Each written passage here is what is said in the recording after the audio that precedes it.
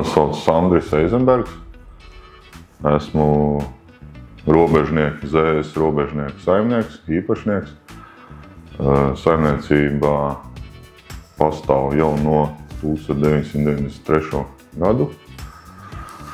Uzņēmums atrodas Svētciemā, Limbažu novads. Mēs nodarbojamies ar lauksaimniecību un audzējam graudaugus.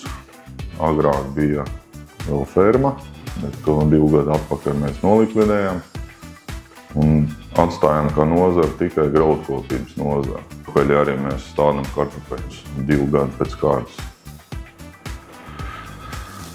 Investīcijas robežniekiem ir bijušas lielas vispār, gan tehnikas ziņā, gan visādos agregātos. Viens no jaunumiem ir dziļiedinātais ar sīksēklu sēmašīnu, ir iegādāts 2 gadu atpakaļ. Un arī traktors ir iegādāts. Nākotnes plāni es redzu, kā izdzīvot galvenais zemniekam, jo 2 gadi ir ļoti smagi bijuši. Un no turienes, no to izvilkties ārā ir ļoti smagi.